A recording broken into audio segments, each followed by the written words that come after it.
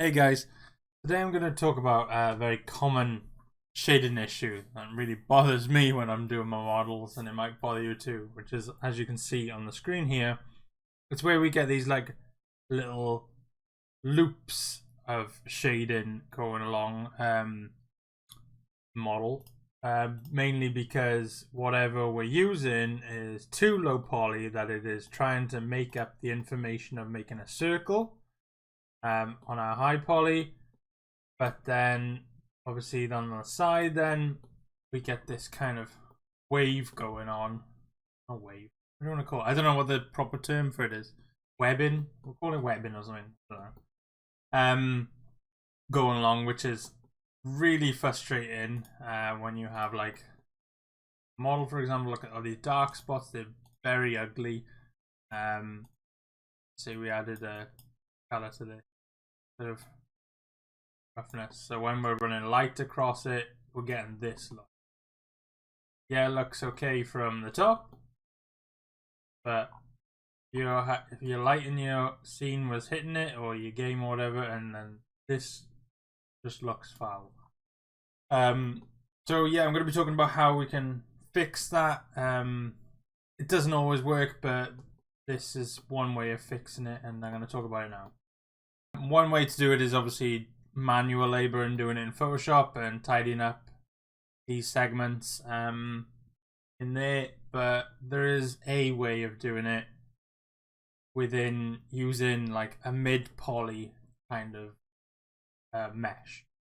So we've got our so just looking at an example. I've just made this simply for this tutorial, right? We're looking at this, whatever you want to call it, stool, button, handle, whatever, it doesn't really matter. But you want to use a 12-sided, so I think it's 12-sided, yeah, 12-sided cylinder. Why are you using it that low? Mainly, well, it could be a handle for something, it could be something so minuscule that it does not need much topology, because there's not like a major part that people are going to see. Or you're just trying to lower it as much as you physically can. I'm pushing it to the extreme. Obviously, you could go 8 would be an extreme as well. But for this case, I'm going to use 12. You know, the more you went up, the less chances of that webbing happening. But is it called webbing? If anyone knows what the proper term for it is, if it's not webbing, please let me know in the comments. But yeah, if you get to use more, that's great. But we're looking at using as less as possible going forward for our games. So we're going to use 16-sided cylinder. So that we already know that bakes with this webbing effect.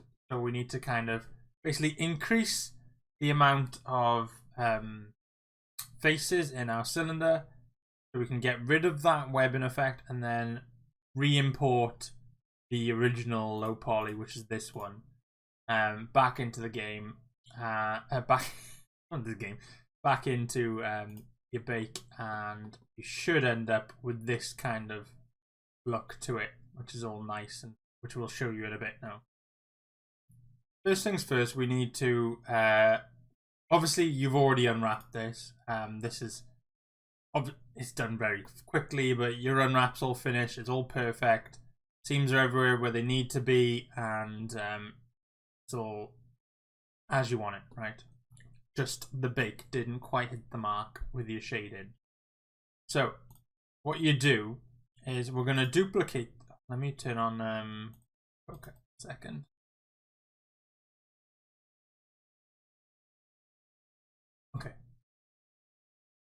Okay, so what we need to do is increase the amount of faces in the areas that are not shading properly.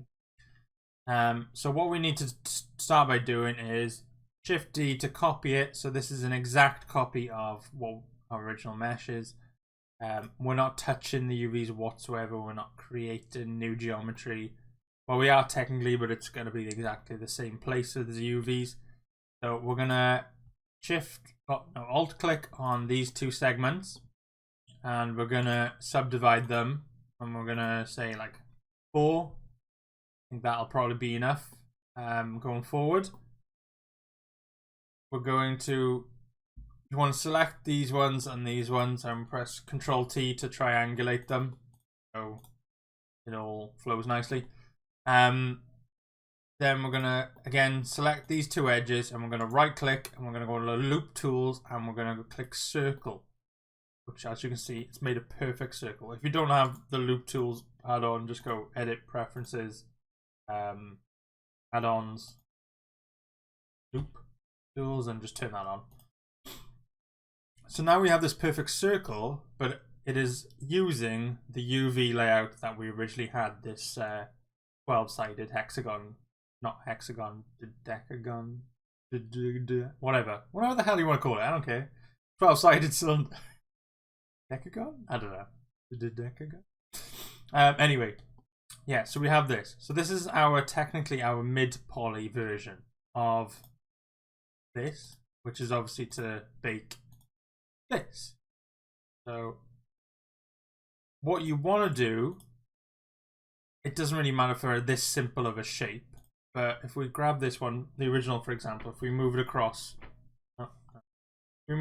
by side, so this side by side, you need, for this to work, these new two shapes need to have the exact same shade in them. In this case, it doesn't really matter because it's pretty much exact. They're very simple. You can't get it wrong. But you need to do the in more awkward ones, you need to do the data transfer thing that we did in a previous video. You can check that out on my channel. And yeah, you want to copy the shading. Anyways, we'll put that back to where it was. So for this to work, they need to be exactly the same position as well. So when we're baking on this one, it needs to be exactly where the other one was.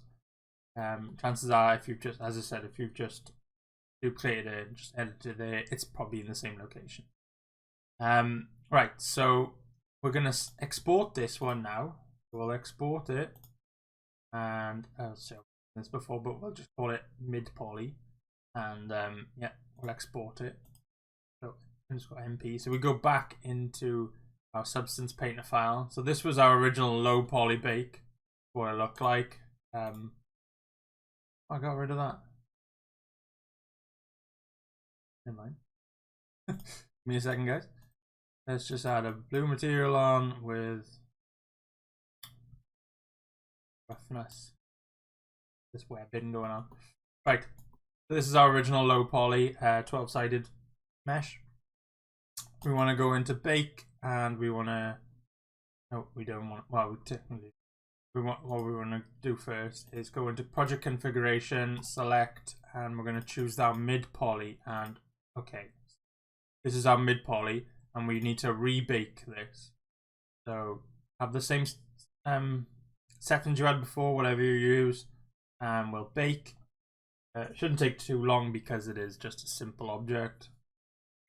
Obviously, with whatever you had, might be worse, but so that's all baked now. And as you with the more topology that we have, it's, as I said, it's the same UV layout.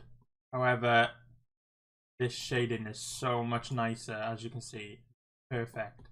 Going around. This is what we want, but we don't want it on this high detail mesh because that would be our. This would be 240 tries over, what did we have before? 48. You know, it's like 200 more. But we can use this now, and we literally just have to go into project configuration, select, and reselect our low poly model and press OK.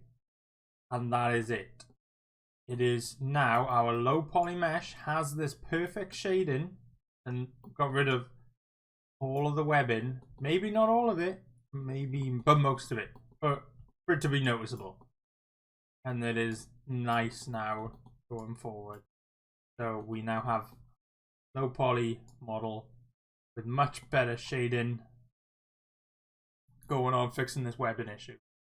As you can tell, it's the exact same model, but that's a major difference. You can see this dark purple. Instead of doing this webbing, it just flows straight across. Same on the bottom. You are simply just adding a bit more topology. Well, a bit more, it's like 200 whatever more. But this only works on circle shapes because we're using the Loop Tools add-on for doing relax and everything circle. You can use this technique on other shapes.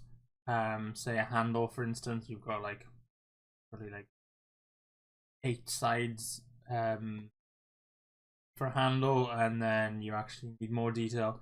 You can just add loop cuts in and maneuver it, but as long as you keep the same UVs in the first place, as long as you're duplicating it and adding more topology and placing it a bit nicer. In this case, this was easy because we could just use a circle add-on, but if you do need to do slightly more awkward shapes, you can just maneuver it, and then, as I said, bake it with one for that mid poly, then bring back your low poly, and you have it. It'll work nicely. Chances are you might get some issues with seams showing up a bit more on some models. It doesn't always work, but it is one way of getting this to work. These really awkward, really small models, 12 side, the 8 side, or whatever. Just chances are you might not need to use that low, but when you do go that low, get that shaded nice for the games, lighting and everything. You don't want that webbing effect going forward. I think that's all I can cover for this. If you'd like to know about anything in particular, or if you'd like more in depth about baking and whatever, or just development in general, the shading and what have you, let me know. I'll try to make a more detailed video.